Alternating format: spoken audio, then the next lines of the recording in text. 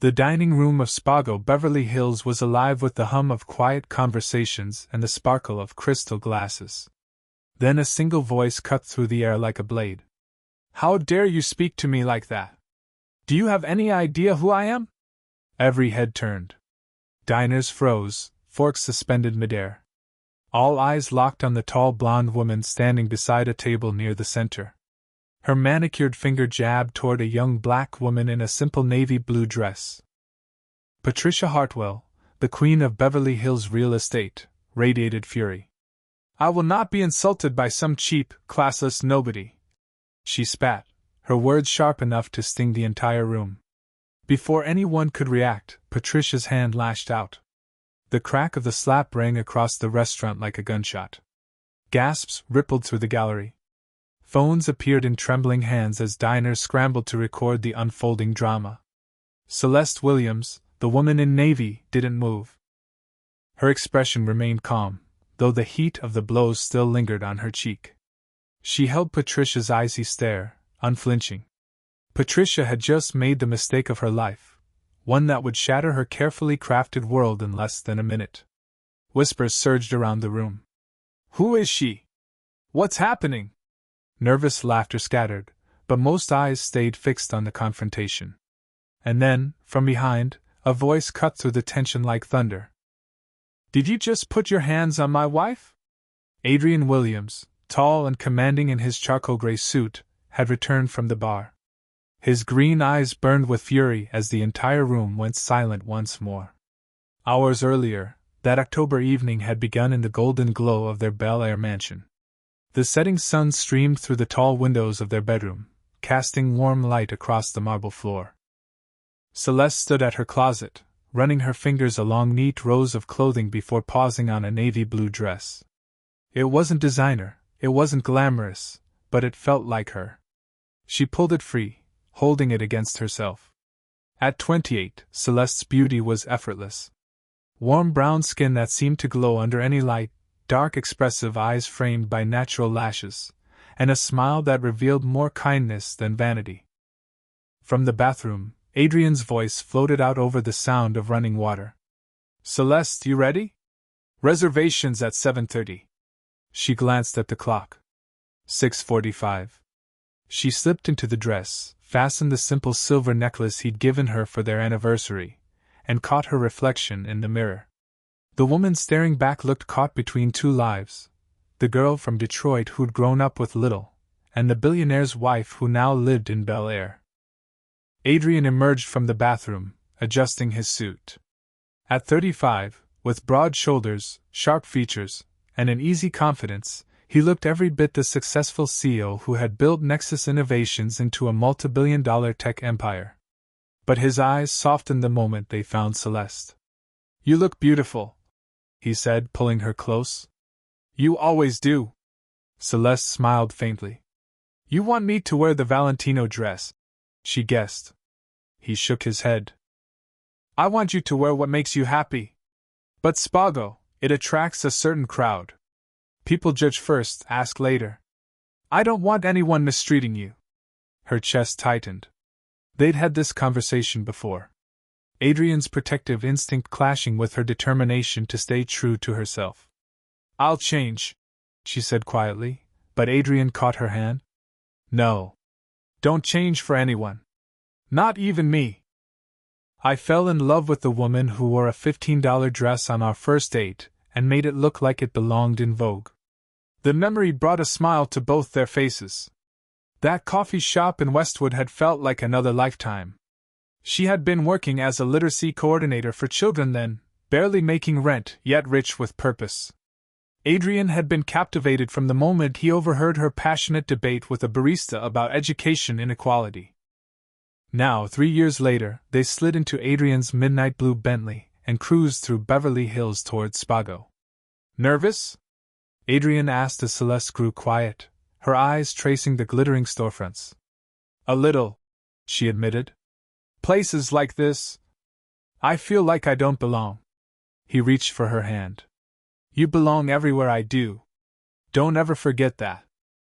The valet greeted them as they pulled up, and Celeste stepped out in her flats and navy dress while diamond-draped patrons glided past toward the doors.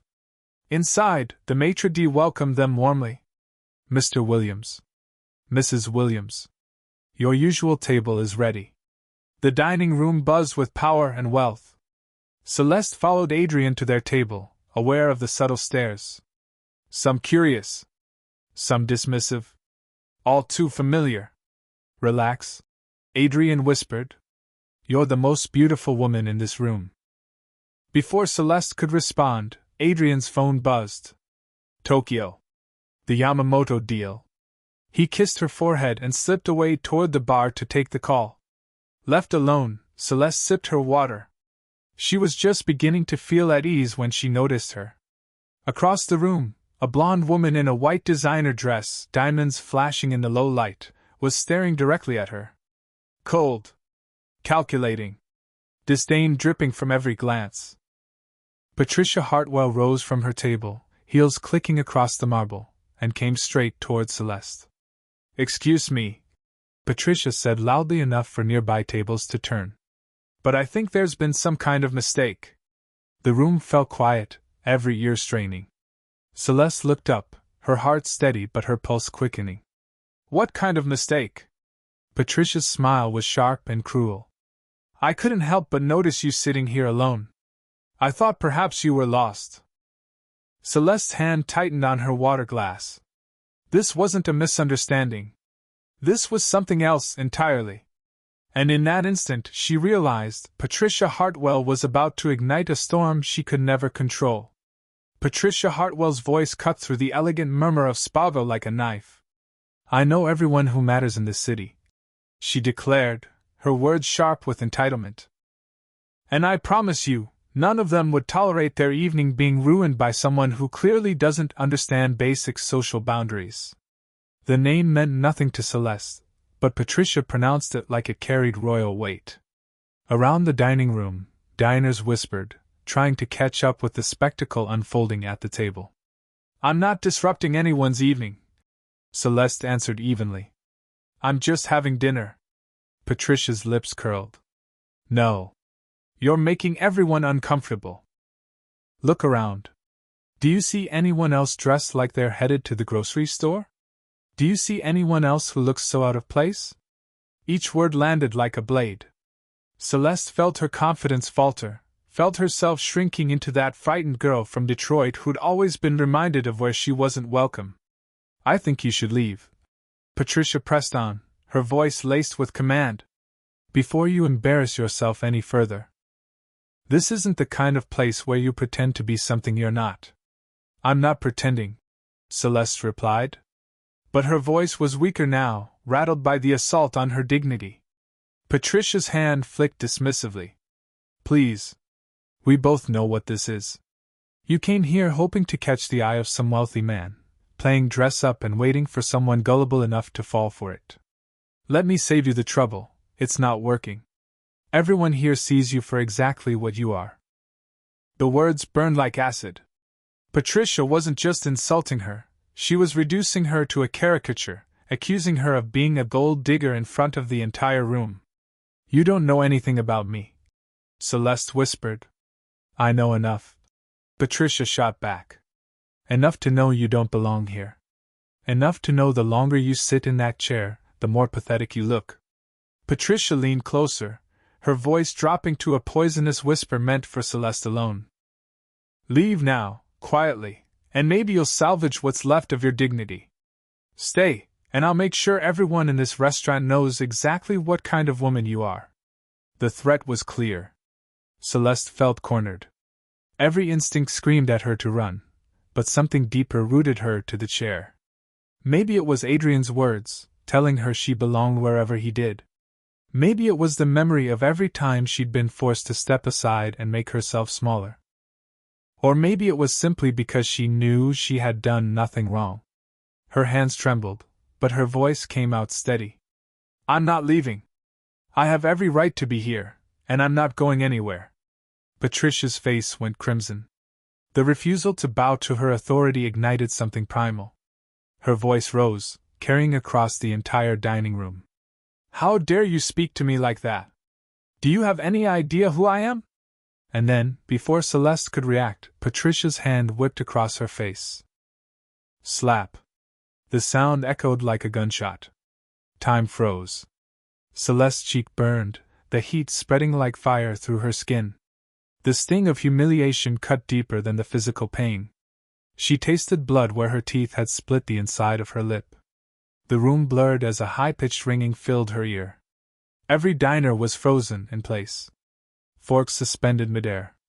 Glasses paused halfway to lips. All eyes locked on the scene unfolding in front of them. Patricia stood over her like a victor on a battlefield, chest heaving, blue eyes blazing. There, she announced to the stunned room. Maybe now you'll understand. You don't just walk into places where you don't belong and expect to be treated like you matter. Celeste's eyes stung with tears, but she refused to let them fall. She pressed her hand to her cheek, her voice barely audible but slicing through the silence. You hit me. Patricia straightened her dress, her tone icy. I defended myself. You were aggressive.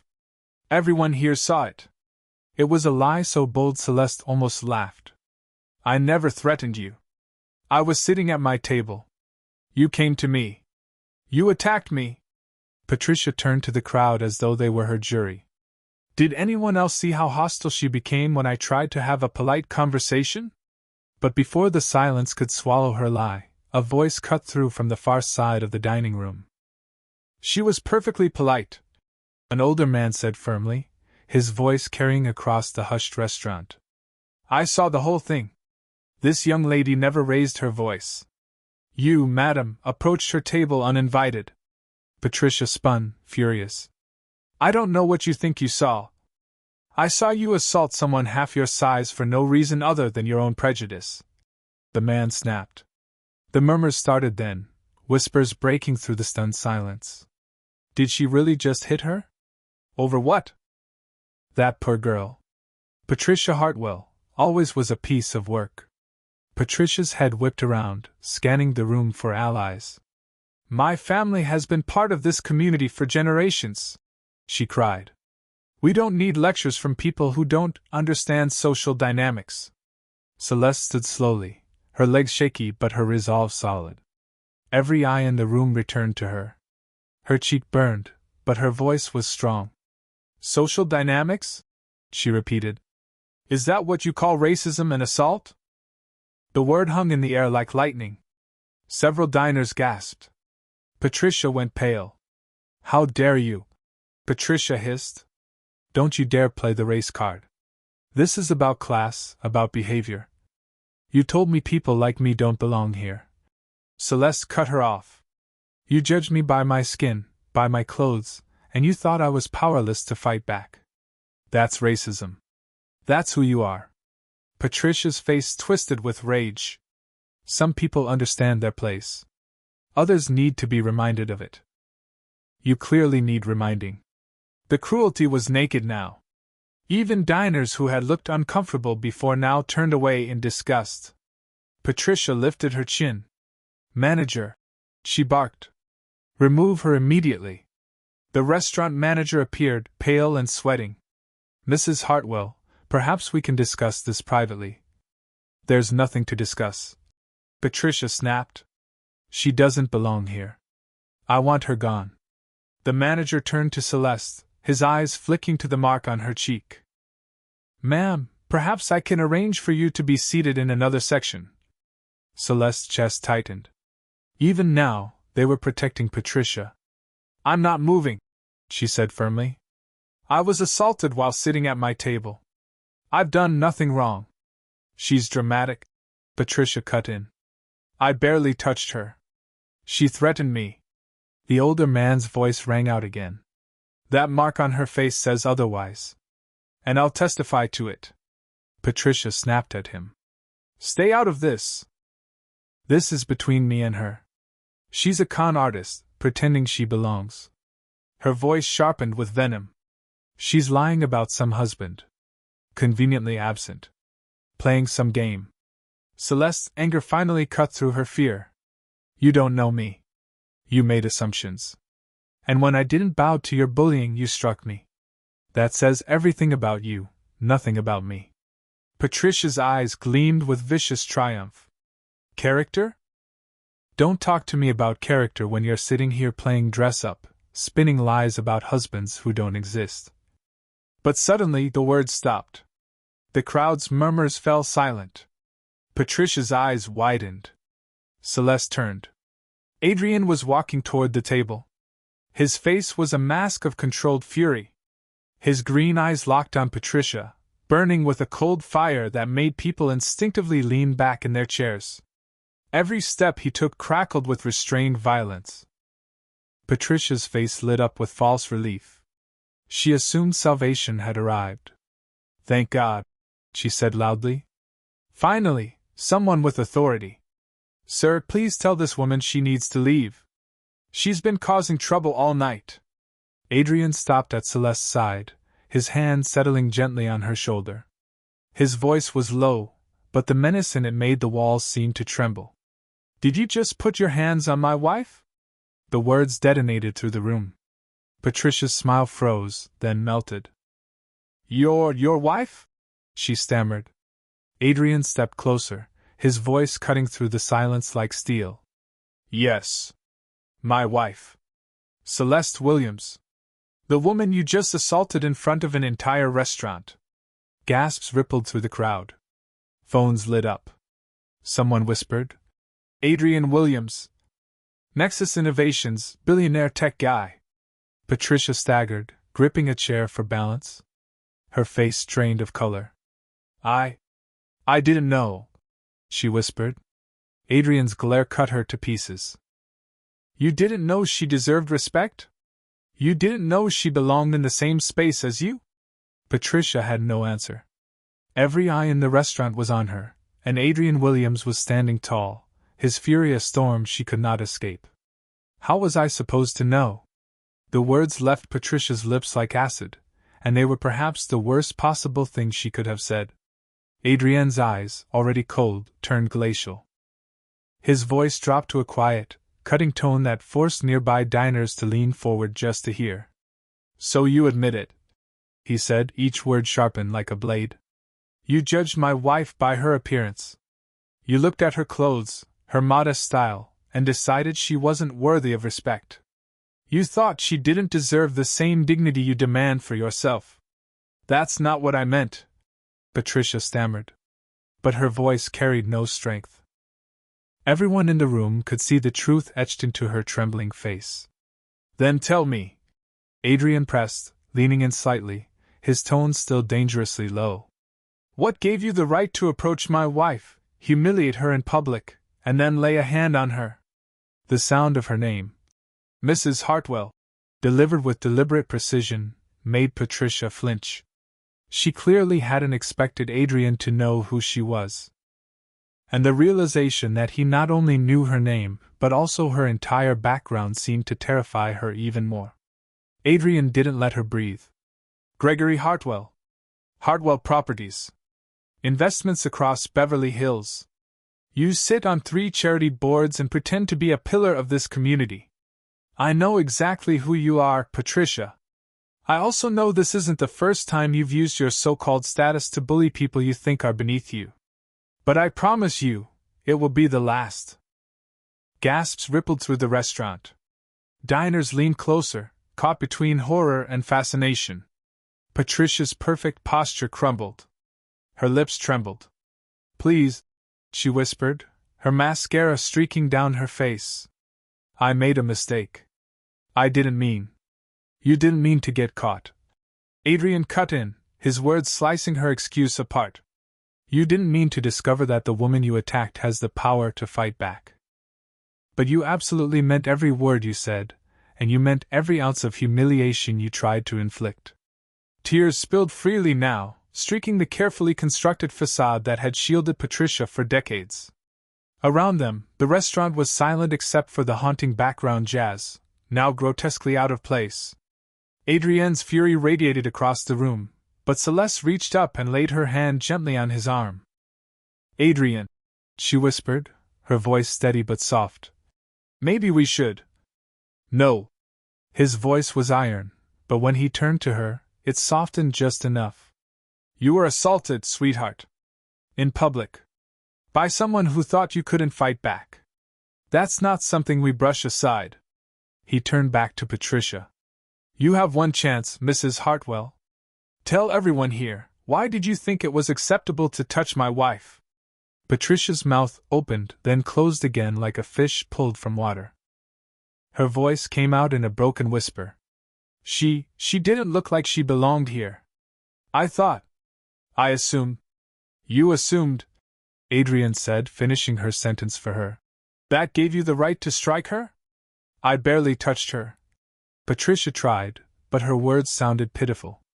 The mark on her face suggests otherwise. The elderly man near the window called out again, his firm voice ringing across the room. And I'll happily testify if legal action is pursued. Legal action? Patricia's body swayed as if the words themselves had struck her. Her knees nearly buckled, and she clutched the chair like a lifeline. Please, we can work this out privately, between civilized people. Adrienne's stare bore into her. Civilized people don't humiliate strangers in public. Civilized people don't judge someone's worth by their clothing or skin. Civilized people don't raise their hands in violence when their pride is challenged. So don't you dare call yourself civilized. The room was frozen, silent except for the faint hum of recording phones. Patricia's nightmare was no longer just between her and Celeste. It was unfolding live, destined for every corner of the internet by morning. Celeste, still trembling but standing taller now, lifted her chin. For the first time, she addressed not Patricia, but the entire restaurant. Her voice rang out with quiet strength. I want everyone here to understand something, she said, steady and clear. This isn't about money. This isn't about social status. This is about dignity. And with that, the tide of the evening shifted again. Patricia Hartwell had thought she owned the room. But now, all eyes were on Celeste, the woman she had tried to break, who now stood unshaken in the center of Spago Beverly Hills. Patricia Hartwell hadn't known who Celeste was married to when she decided she didn't belong at Spago. She hadn't cared. Her judgment had been made in an instant, based purely on appearance and her own arrogant assumptions. The problem isn't that she didn't recognize me as a billionaire's wife, Celeste said, her voice calm but resonant as she faced the entire dining room. The problem is that she thought it was acceptable to treat anyone the way she treated me. If I had been a single mother saving for one special dinner, would that have made her cruelty any less wrong? The question landed like a stone dropped in water, rippling through the diners. Some shifted uncomfortably, their eyes darting away. Celeste's words forced them to confront a truth they might have preferred to ignore. I grew up poor. Celeste continued, her voice steady, rising with conviction. I know what it's like to walk into places where people decide you don't belong before you've said a word. I know what it feels like to be judged, dismissed, and made small. Adrienne's arm tightened protectively around her, pride and love radiating in his eyes. Celeste pressed on. What Mrs. Hartwell did tonight was assault me because she thought I was powerless. She tried to humiliate someone she believed couldn't fight back. Patricia let out a wounded sound, but Celeste didn't stop. Here's what she didn't understand. My worth doesn't come from my husband's bank account or the label on my clothes. It comes from how I treat people. From what I choose to give to the world. That's what defines me. The elderly man who had defended her earlier began to clap slowly. Others joined in, soft at first, then swelling into a steady rhythm. The applause wasn't loud, but it was sincere. Celeste's eyes glistened with gratitude. She turned back to Patricia. I accept your apology, she said firmly. But an apology isn't enough. Actions have consequences. And those consequences must mean something. Patricia leaned forward, desperate, hope flickering across her tear-streaked face. Celeste didn't soften. You'll spend the next 6 months volunteering at a literacy center. You'll look into the eyes of people you dismissed tonight and learn that dignity isn't a luxury for the wealthy. It belongs to everyone. Volunteer work? Patricia stammered. I don't know how. Then you'll learn. Celeste replied, her tone unyielding. And if you treat it as a photo op to save your reputation, we'll take this to court. And trust me, your name will never recover. Adrian leaned close, admiration in his voice. Justice with purpose. That's my wife. Patricia swallowed hard. I'll do it, she whispered. For a moment, it felt like the evening might end with redemption. But then her phone buzzed against the table. The fragile spell shattered. Patricia glanced at the screen, and when her eyes lifted again, the mask of remorse was gone. Actually, she said, straightening, her voice icy, I think I need to reconsider. Adrienne's hand clamped protectively on Celeste's shoulder. Reconsider what, exactly? Patricia rose, smoothing her white Chanel dress, trembling but determined. I've been threatened, humiliated, but I'm remembering who I am, and the influence my family has.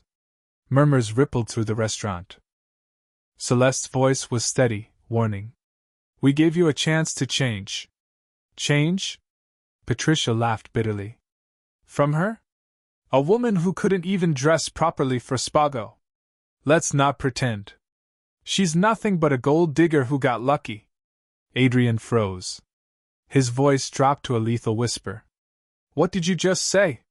Patricia doubled down, mistaking his fury for weakness. She played you, Adrian. A sob story, a pretty face, and now she's living off your billions. Everyone here knows it. Celeste's heart clenched as Patricia weaponized every insecurity she'd buried since the day she married Adrian. Every doubt about belonging, about being enough, flared raw and exposed. Stop, Celeste whispered, pulling back from Adrienne's embrace. Her eyes shone with exhaustion. I can't keep defending my love, my motives, my existence. Not to people like her. Not anymore. Patricia's satisfied smirk spread like poison. Adrienne's voice cracked with desperation. Don't let her win. Don't let her words undo us. Celeste shook her head. It's not about her. It's about me. I've been trying to prove I belong in your world for 3 years. And I'm tired, Adrian. I don't know if I can keep living in armor. The elderly man rose again, his voice cutting through the tension like a bell.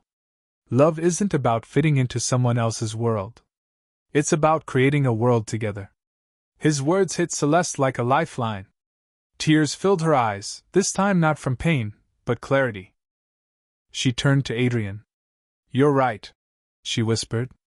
I've been fighting the wrong battle. I don't need to prove myself to strangers. I just need to choose us. Adrienne's relief burst across his face. Celeste stepped forward. I choose you. Our love. Our life. And I'm done caring about what Patricia Hartwell thinks. The room exhaled. Adrian pulled her into his arms, his whisper fierce. I love you more than my next breath. Patricia staggered back, realizing her last gambit had failed. Adrienne's voice turned cold. Twice tonight you've shown us who you are. Once when you thought my wife was powerless, and again when you tried to destroy our marriage. Actions have consequences. Security arrived, flanking Patricia. The Beverly Hills Police Department was waiting. Adrian delivered the final blow. And tomorrow, I'll inform your husband Hartwell Properties has lost a $200 million contract. That should be enough consequence to begin with. Patricia crumpled, begging, but the staff and diners stood united. Witnesses offered testimony, support, solidarity. She was led away in disgrace. Adrian turned to Celeste. Let's go home. Celeste surprised him by sitting back down. No. We came to have dinner, and we're going to finish it. She wanted me gone. I won't give her that. Adrian grinned through the exhaustion. Have I told you I'm crazy about you? Not in the last 10 minutes. Celeste teased, her smile finally real again. And as they resumed their meal, the room returned to its rhythm. But something fundamental had shifted. Celeste no longer cared about whispers or judgment. She had chosen love over fear, authenticity over acceptance, and in doing so, she had found her voice. 3 months later, Patricia Hartwell would face court, community service, and the collapse of her family's empire. But that night, none of it mattered. Celeste and Adrian had faced their greatest test, and emerged stronger than ever.